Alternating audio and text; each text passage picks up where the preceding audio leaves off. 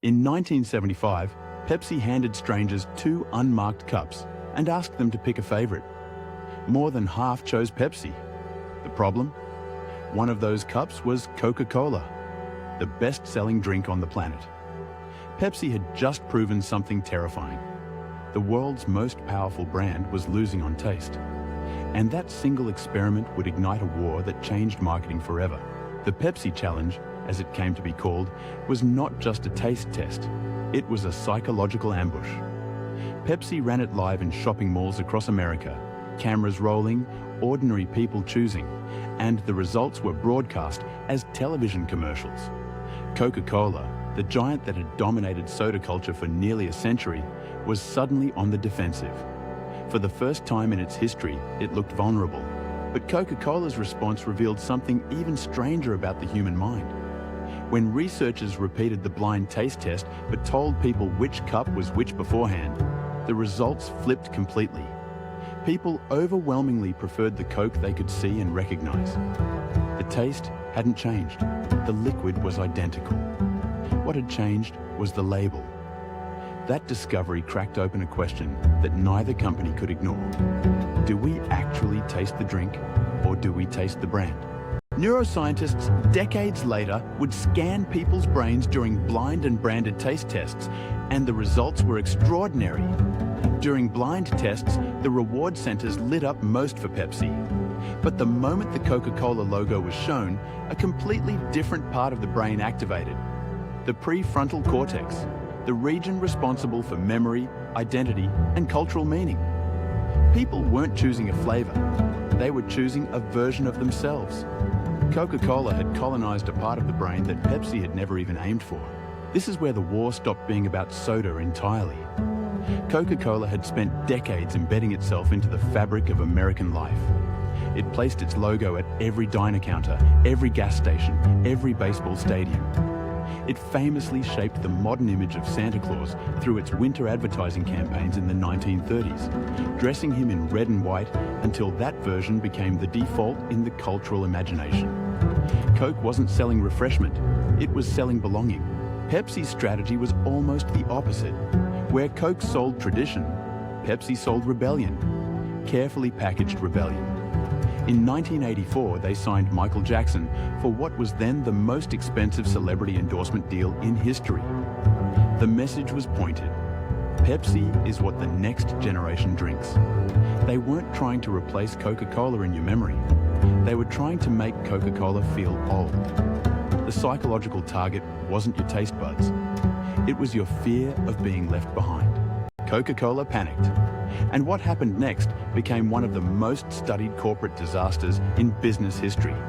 In April 1985, after years of secret laboratory reformulation, Coca-Cola announced it was changing its formula.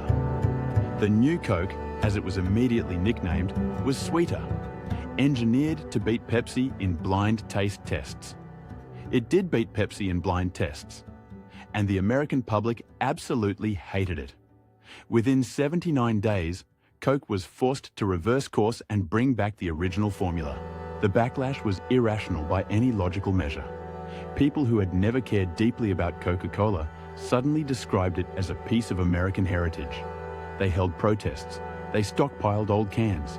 A woman in Los Angeles compared it to the death of a family member. What the new Coke disaster proved was that Coca-Cola had built something money couldn't easily quantify. An emotional contract with its customers. The product was almost secondary. The identity was everything. But here is where the story takes a genuinely unsettling turn. Some historians and marketing analysts have argued that the new Coke disaster may have been the greatest accidental marketing coup of the 20th century. When Coca-Cola brought back the original formula as Coca-Cola Classic, public affection for the brand surged to levels not seen in years. Sales spiked. The emotional contract hadn't been broken. It had been stress tested, and the brand had survived. Whether it was planned or not, Coke had made its customers prove to themselves how much they cared. Pepsi, watching this unfold, understood that it had miscalculated something fundamental. Winning the taste test had been real. Winning hearts was a different battlefield entirely.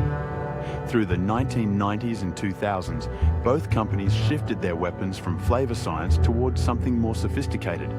They began buying culture itself.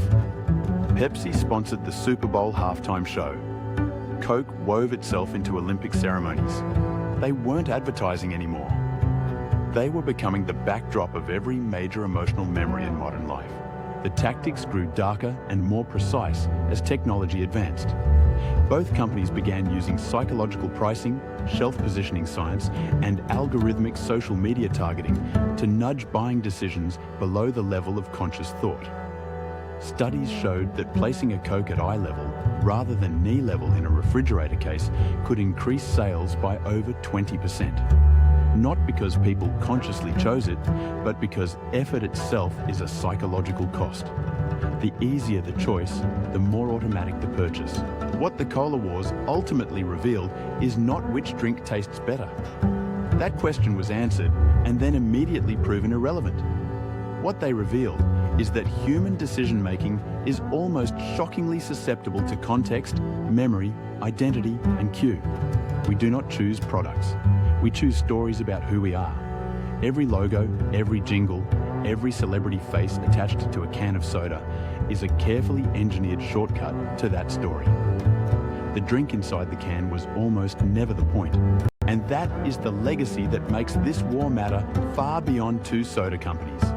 The weapons Pepsi and Coke developed, emotional branding, identity marketing, neuromarketing, cultural saturation, are now used by every major industry on Earth. The phone in your pocket, the car in your driveway, the streaming service you feel weirdly loyal to, all of them were built on tactics road-tested in the Cola Wars. Two companies fighting over fizzy water accidentally rewired the entire commercial world, and they rewired you along with it.